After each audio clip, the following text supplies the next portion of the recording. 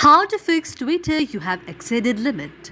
If any day you face the problem of Twitter you have exceeded limit on your mobile device but do not know what to do on that, just follow the following steps. First of all, you have to download or install the X or the Twitter application on your very mobile device. After that, you have to tap on the X application or the Twitter application for a while. After that, you can see an interface like this. Now you have to go to the I option out there. After you go to the I option, you can see an interface like this.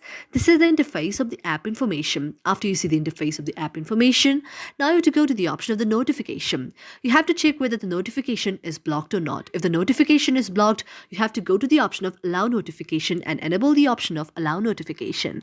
After that, you have to go back again.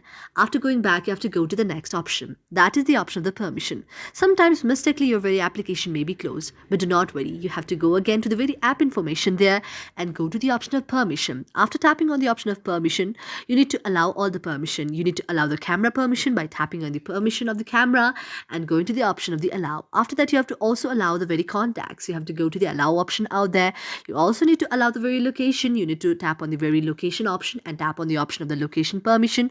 You also need to allow the microphone, and this way you also need to allow the very nearby devices by tapping on the option of allow. You also need to allow the very phone by tapping on the option of the phone allow. You also need to allow the photos and videos by tapping on the option of the allow. And this way now you have to go back. After going back, you can see the option of set as default. You have to tap on set as default and you need to enable open the supported links. After that, you need to go back again. After going back, you have to see the option of storage. You have to check whether there is any cache or not. If there is any cache, you have to clear down the cache. After that, you have to go back again. And after that, you need to go to the option of app details and store. And tapping on app details and store, you need to check whether there is any update or not. If there is any update, you need to update your application. And after that, your problem will be solved. Thank you for watching our video. And if you really like it, do not forget to subscribe our channel.